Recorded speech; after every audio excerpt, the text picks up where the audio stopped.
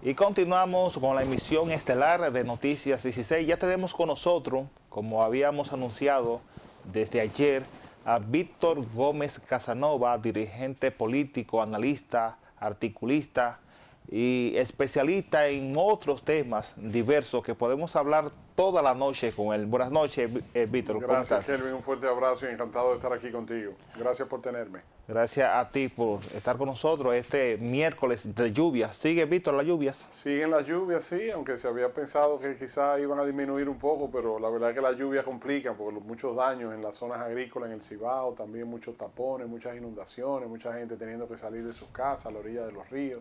Es difícil este país cuando llueve, Así pero es. si no llueve también es difícil. Complicado, más para el sur. Así es. Víctor, pasaron las elecciones presidenciales congresuales. Ganó el presidente Luis Abinader en primera vuelta su reelección. ¿Cuáles son los retos que enfrenta ahora mismo el presidente Abinader? Yo creo que el presidente Abinader para este próximo periodo de gobierno tiene tres grandes retos. El primero es económico con respecto a la reforma fiscal. El país ha venido postergando durante más de 20 años una reforma fiscal. Aquí se necesitaba desde la salida, después de la crisis de Baninter y la quiebra de los bancos, tú recordarás en el 2003, aquí el país se vio envuelto en una serie de situaciones de déficit en el presupuesto que se ha ido resolviendo año tras año con el tema de el endeudamiento, con el tema del anticipo, con el tema de cargarle impuestos selectivos a este o al otro sector.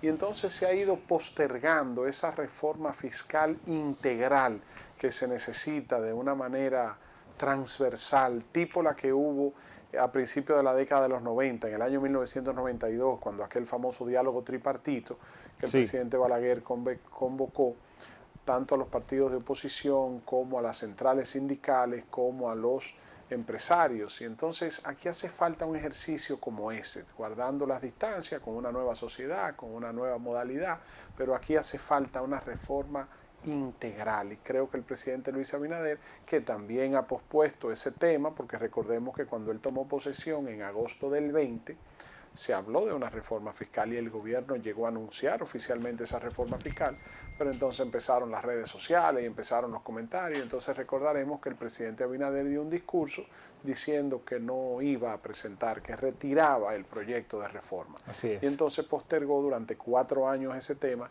y ahora yo creo que no hay forma de que él pueda postergar. Y además, Víctor, con esa pandemia que él ganó, era complicado la reforma. Exacto. Entonces, el presidente Abinader ha tenido 4 años de su primera gestión de gobierno basándose en un endeudamiento que ha sido muy elevado, pero que le ha permitido, digamos, mantener una estabilidad macroeconómica y el país no se lo ha tomado en cuenta y la oposición lo ha criticado, pero el país no ha tomado, en términos electorales, y lo vimos en los resultados de las pasadas elecciones, no ha pasado factura por ese alto endeudamiento porque se ha mantenido una estabilidad macroeconómica. Pero ahora el primer reto que tiene el presidente es ese. El segundo. Creo que un segundo reto tiene que ver con la gobernabilidad y los sectores de oposición a su gobierno, tanto fuera como dentro de su partido.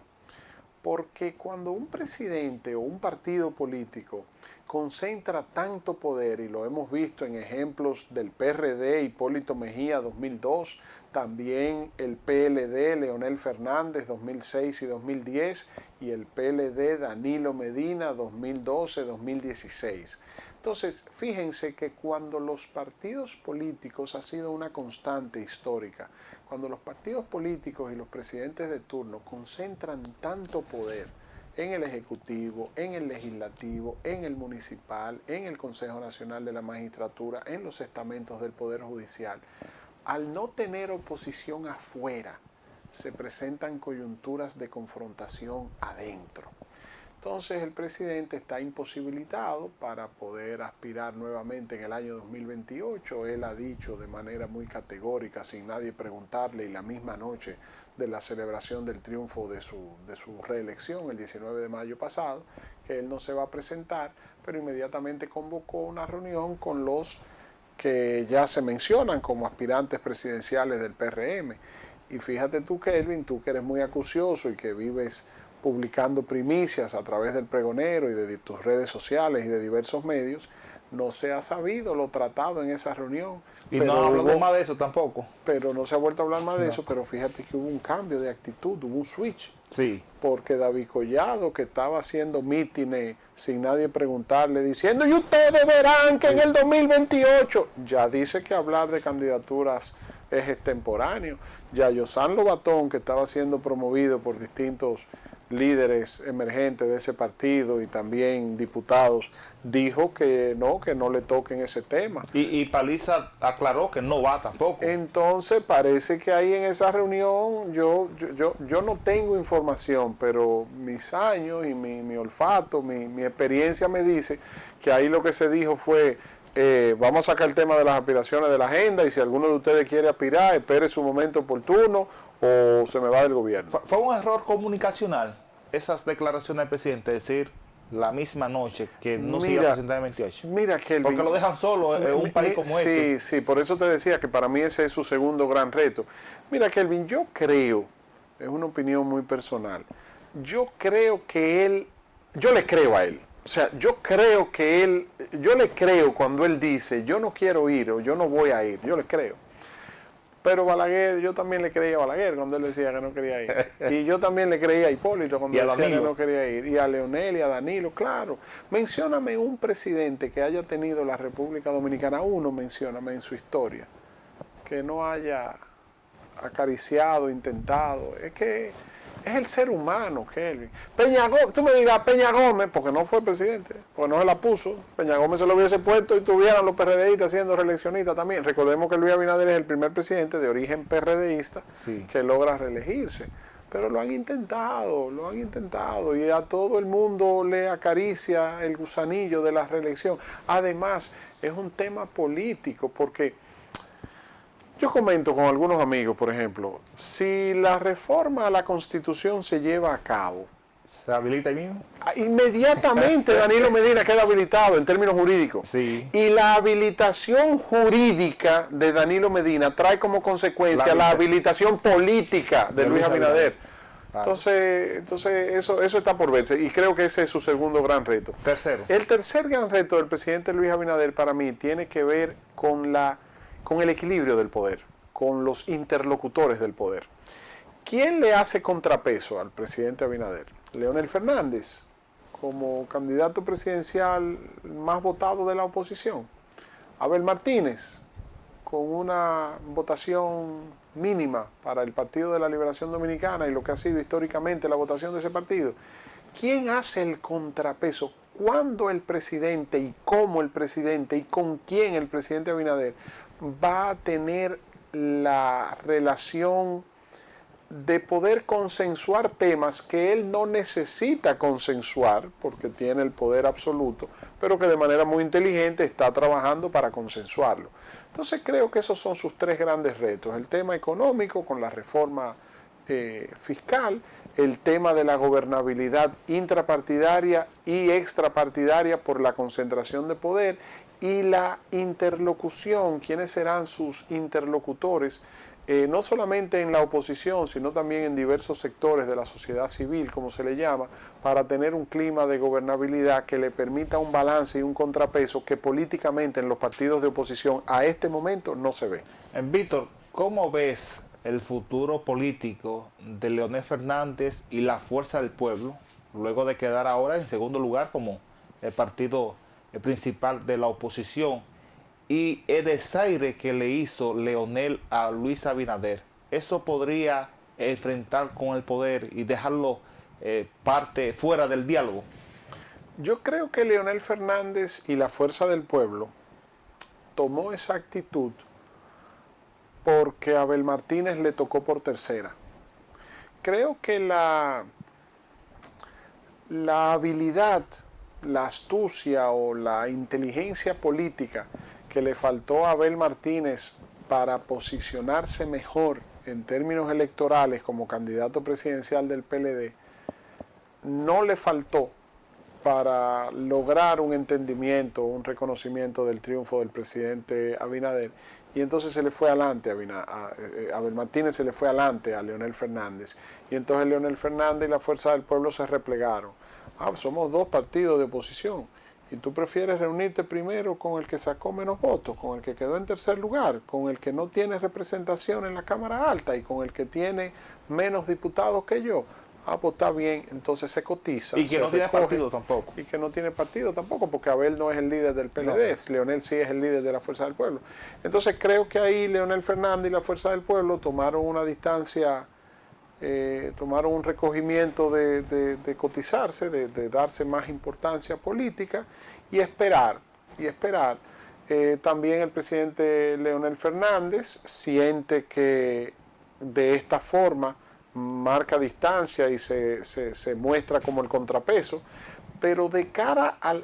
Eso lo podemos analizar ahora para la correlación de fuerzas en el inicio de este segundo mandato del presidente Abinader, pero de cara al 28 falta todavía mucho tiempo y falta mucha agua por recorrer debajo del puente para analizar qué pudiera pasar, porque yo creo que ya para el 2028 la candidatura presidencial de Leonel Fernández por la Fuerza del Pueblo o de su hijo Omar Fernández, senador electo por el Distrito Nacional, va a depender de la correlación de fuerzas en cuanto a las simpatías, que todos los días es mayor de su hijo y menor del padre, pero también temas de edad, de salud y de las situaciones que se van. Creo que hay que vivirle cada día su afán, como decía nuestro Señor Jesús. Aunque, Víctor, si hay una reforma y habilitan a Danilo y Luis decide aspirar, Leonel no se va a quedar sentado.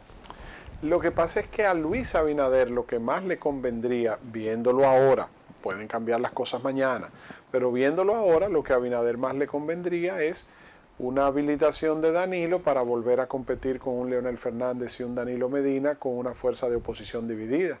Y Abinader tendría el camino del PRM sólido alrededor de él, porque por más afán que hagan los precandidatos, son subalternos políticos del presidente Abinader. Víctor, y van a preferir uno al presidente Abinader que al otro, y el otro va a preferir al presidente Abinader que a uno. En un hipotético caso eso suceda, aquí va a haber segunda vuelta, porque el referente de un buen gobierno es Danilo. No. Leonel... No, yo no. Y Luis en un segundo mandato, siempre los segundos mandatos son complicados. Sí, pero yo no me atrevería. Y con una reforma fiscal se le complica aún más a Luis Abinader. Sí, Kelvin, pero mira qué pasa. No es lo mismo el PLD con Abel Martínez que con Danilo Medina. Por eso. Danilo Medina, si es habilitado y puede tomar su salud y su... Mira. Gana las elecciones, Danilo. Mira, Kelvin, yo no me atrevería a decirte que la gana, pero me atrevo a decirte que arma un lío fácil. Claro. ¿Por qué? Porque el referente del gobierno de Abinader no es Leonel Fernández, es Danilo. Es Danilo. Y Danilo Medina, yo te voy a decir una cosa, aquí se cuestiona, se critica, se ataca mucho a Danilo Medina, pero la obra de gobierno de Danilo Medina tiene un arraigo importante. Sí. Entonces, además, Víctor, que ellos van a trabajar con deseo de volver, vamos a estar claros, para cobrársela. No, y además... Porque se abrió la puerta a la justicia. Entonces, si Danilo lo habilitan, ellos van a trabajar con fuerza y tienen recursos económicos porque reciben de la Junta y además por los sectores que favoreció. Lo de que recibe de la Junta está por verse, porque parte de los planes que hay en la reforma fiscal es quitar el financiamiento de los partidos políticos. Es difícil eso. Hablando de reforma y de constitución, ¿qué tú piensas del voto obligatorio? Me gusta lo que he visto de algunos legisladores, incluyendo a mi amigo Hanlet Melo, que ha estado promoviendo eso. Mira, nosotros, aquí hay tres cosas que este pasado proceso electoral demostró que hay que ponerle mucha atención. El tema de la abstención, el tema del método de Homs sí, y el tema del financiamiento a las campañas. Aquí no ha valido lo que la ley establece para que los candidatos y los partidos rindan cuentas, aquí se maneja todavía ese sistema de rendición de cuentas de financiamiento de campaña de manera muy débil. Y con respecto al método de Homs, da pena y vergüenza que aquí hay candidatos a diputados y diputadas que sacaron 4.000, 5.000, 6.000, 7.000, 8.000, 13.000 votos y no salieron electos como diputados y diputadas. Y hay diputados y diputadas electas con 1.200, 1.300 sí. y 1.500 votos. Y eso es ilógico, eso es...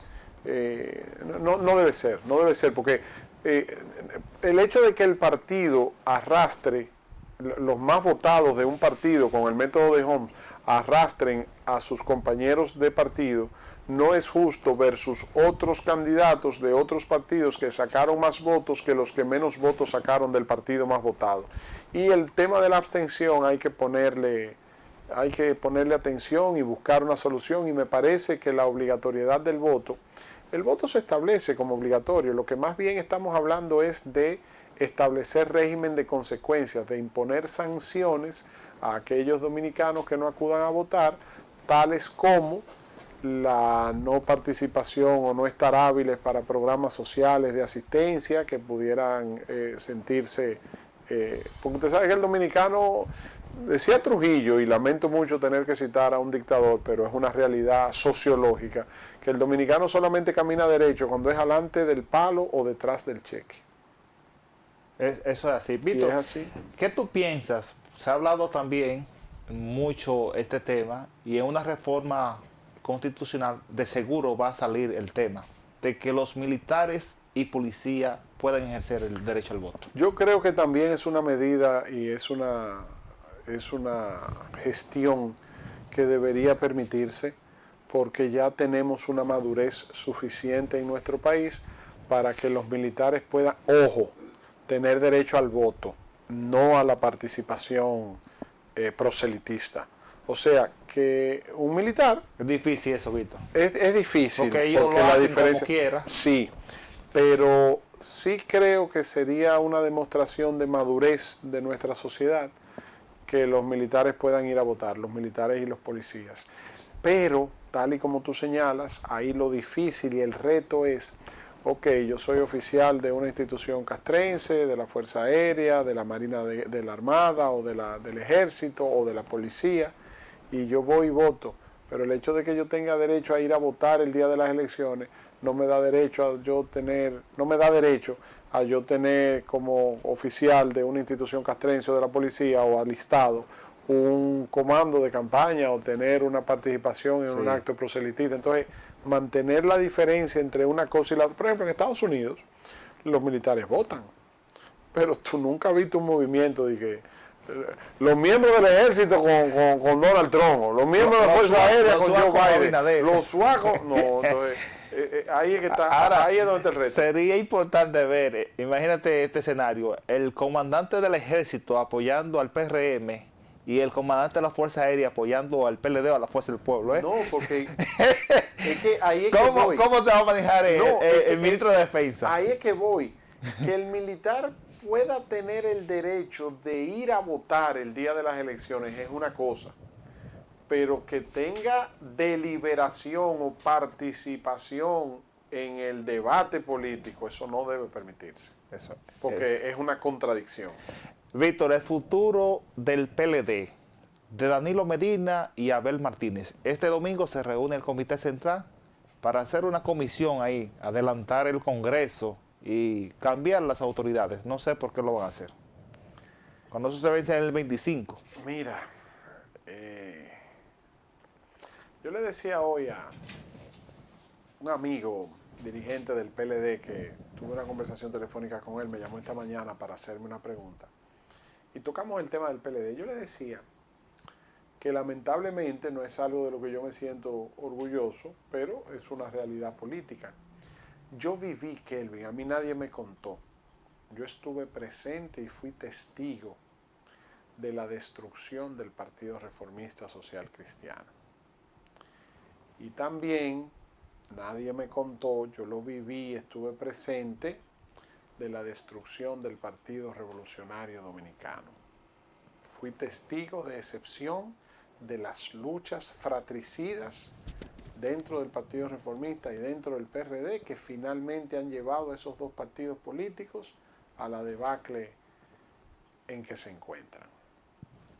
Y lamento decirte, como le dije a este amigo esta mañana, que veo el PLD transitando el mismo camino y con el mismo guión, igualito. Y mira, pero ojo, yo viví lo del Partido Reformista y viví lo del PRD, pero gracias a Dios y a mi padre pude estudiar y conocer la debacle del Partido Azul, Sí. del Partido Rojo, de los bolos, de los coludos, del Partido Nacionalista, de la Fuerza Nacional Progresista, del Partido Dominicano. O sea, la historia de la República Dominicana desde 1844 hasta la fecha te muestra cómo los partidos políticos han ido desapareciendo unos y desarrollándose otros. Entonces, mira las coincidencias históricas entre la debacle del Partido Reformista y el PRD con lo que está pasando en el PLD.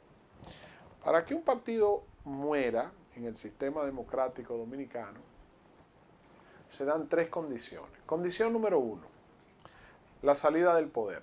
Ningún partido desaparece ni se muere estando en el gobierno. Desaparece y se muere después que salen del gobierno, después que salen del poder.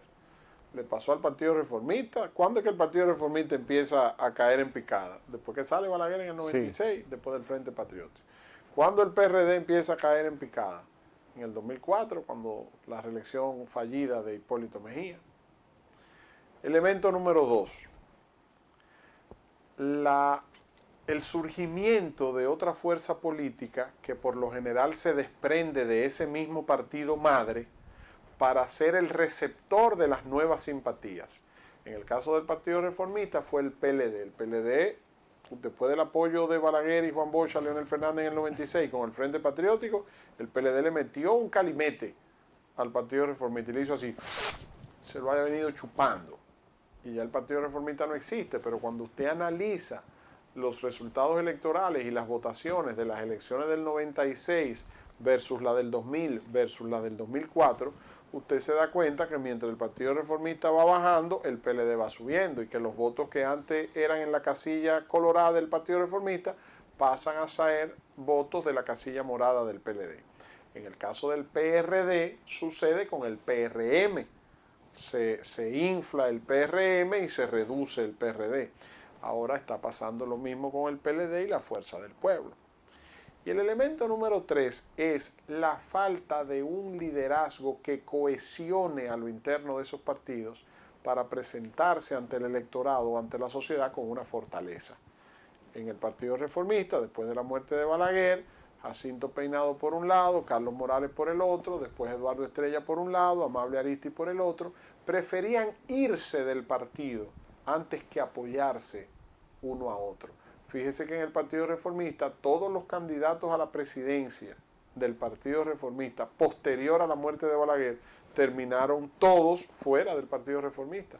Jacinto Peinado murió fuera del Partido Reformista. Carlos Morales murió fuera del Partido Reformista. Eduardo Estrella, después de ser candidato en el 2004, salió del Partido Reformista. Y formó su partido. Amable Ariztí, después de ser candidato, fue el último candidato presidencial reformista en el 2008, también se fue fuera del Partido Reformista y fundó el Partido Reformista Liberal, que está ahí su hija como alcaldesa electa de Higüey y su hijo Nabel como diputado electo de la Altagracia, de Higüey también.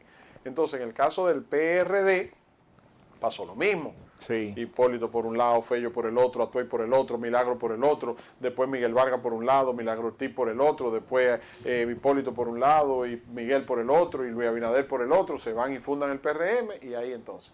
Entonces en el PLD no hay hoy una figura hegemónica que concentre el liderazgo de ese partido. Usted me dirá, Danilo Medina. Sí, Danilo Medina sin lugar a dudas es el líder del PLD, pero todavía mantiene su condición de estar inhabilitado para ser candidato a la presidencia. Entonces, ¿qué puede salvar al PLD, Kelvin? ¿Qué tiene de diferente el PLD de esos casos que te cité anteriormente del Partido Reformista y el PRD? Dos cosas. Número uno, una obra de gobierno reciente con mucho arraigo, la obra de gobierno del presidente Danilo Medina 2012-2020 tiene mucho arraigo en la población, se reconocen grandes obras, han sido torpes, han sido débiles, han sido hasta irresponsables, diría yo, los PLDistas. No ha habido un PLDista, uno, que después del 16 de agosto del 2020 esté en un medio de comunicación, haya tenido una participación en un medio de comunicación destacando o reconociendo una acción de gobierno del presidente Medina o del PLD. Ni siquiera el candidato pasado, Abel Martínez, nunca hablaron, parece como si se avergüenza. No a tal punto, Kelvin, que fíjate que Luis Abinader montó su reelección en los ejes temáticos de las obras de gobierno iniciadas por Danilo Medina. Sí, metro y teleférico. Metro, teleférico y cruceros en los puertos. Correcto. Y entonces el PLD, pero esa obra existe y está ahí, es tangible. Y otro elemento que tiene el PLD es una cartera de jóvenes de relevo importante. Pero que no se ponen de acuerdo ni se van a poner de acuerdo. Porque lo que pasa, Víctor, que ese relevo de la juventud del PLD nació en la cuna de oro. Pero y son hijos de funcionarios que quizás ellos no tuvieron la oportunidad de fajarse por el PLD como lo hicieron sus padres. Sí, Kelvin, pero José Ignacio Paliza y Carolina Mejía, la cuna de ellos no era de plata. Sí, pero... No, lo que te quiero dejar dicho es que a mí hay gente que me dice, es que el PLD, si el PLD quiere salvarse, el PLD tiene que mirar dos historias de éxitos. Una que la vivió el propio PLD hace 30 años, después de las elecciones de 1994. El PLD necesita en el 2024 que se le haga a lo interno de esa organización política lo mismo que hizo Danilo Medina, Leonel Fernández y Juan Temístocles Montaz, que encabezaron un movimiento de renovación partidaria con nuevas figuras emergentes, encabezada por ellos tres, que sin ofender, sin irrespetar, sin jubilar, desplazaron de la primera fila partidaria a líderes como Norge Botello, Euclide Gutiérrez, Chichibido Medina, Toñito Abreu, Rafaelito Alburquerque, Netzi de Marmolejo, Vicente Bengoa, Mas Puig, que en ese momento eran los que dirigían, Lidio Cadet, que en ese momento eran los que dirigían el PLD con el profesor Juan Bosch. Sí, sí. Y ellos, de manera respetuosa, de manera no traumática, dijeron, compañeros, por favor, pasen a la segunda fila. Y vamos nosotros ahora a conectar con la sociedad, porque la generación que conecta con la sociedad hoy día, mi querido Kelvin, tiene menos años que tú y que yo.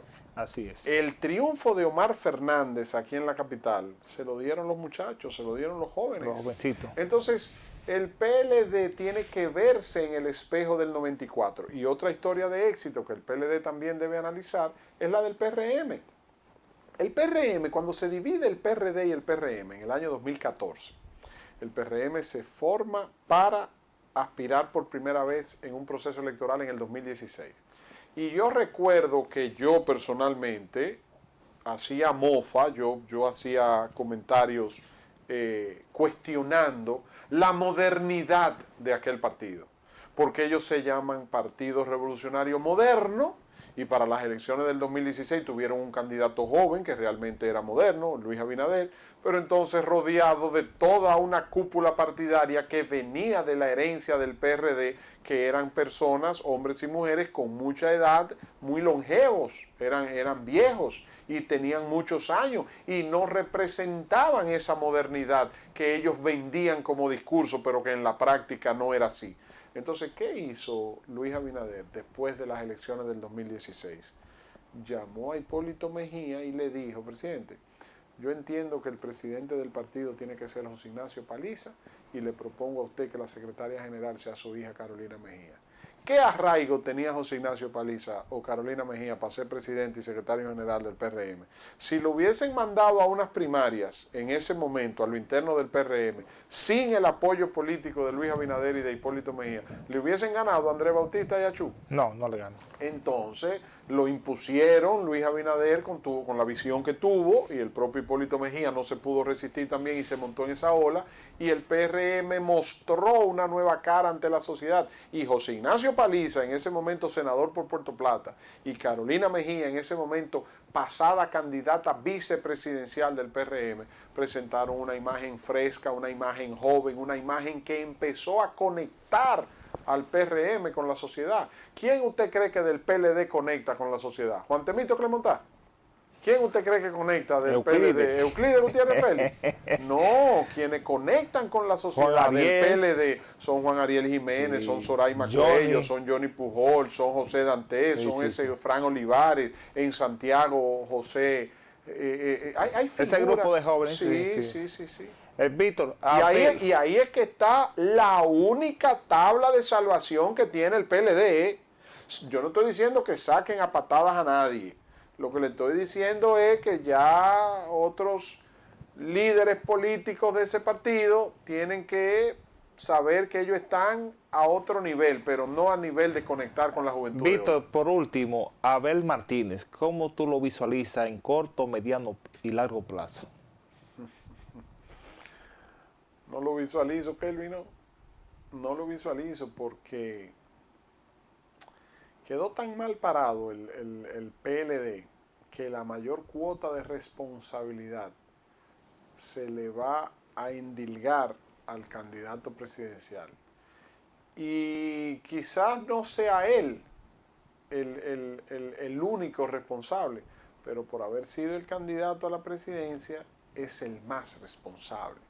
Entonces, yo no veo al querido amigo Abel Martínez logrando a lo interno del PLD una gobernabilidad o un peso político que le permita destacarse como uno de los principales líderes de ese partido. Va a ser un referente. Le va a pasar como...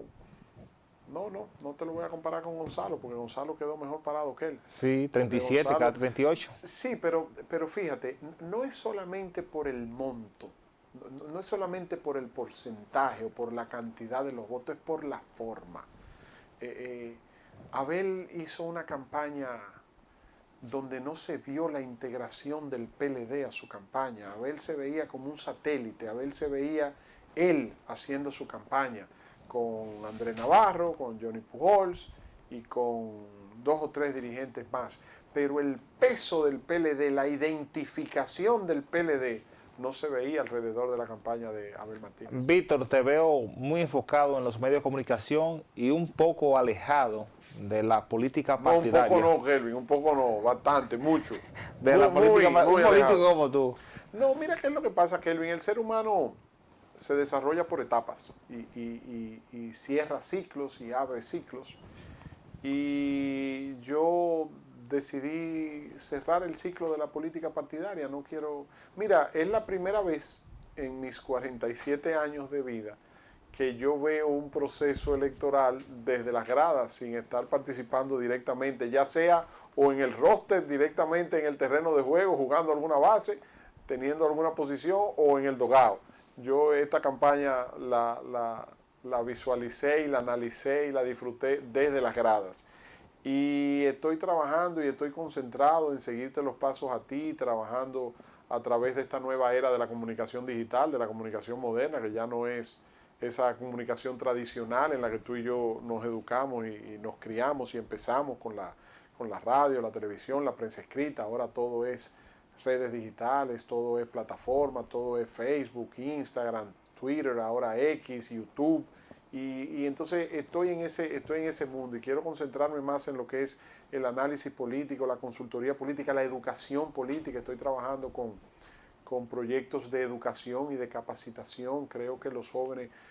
Yo he sido un privilegiado. Yo le doy muchas gracias a Dios y a mi padre y a la vida por haber tenido la oportunidad de conocer de primera mano, de tener experiencia, de tener conocimiento de situaciones, y entonces lo que me toca ahora es impulsar a nuevas generaciones y pasarlo a las nuevas generaciones para que ellos puedan tener conocimiento. O sea, lo que yo viví, poder traspasarlo, poder dárselo a conocer a los más jóvenes que no lo vivieron, para que de ahí aprendan, porque los pueblos que no conocen su historia están condenados a repetirla. Así es, Víctor, gracias por acompañarnos. Gracias a ti, Kelly, un fuerte abrazo y cada vez que quieras, gracias a ti por tenerme. Vamos a unos comerciales y enseguida volvemos con la parte final de la emisión estelar de Noticias 16.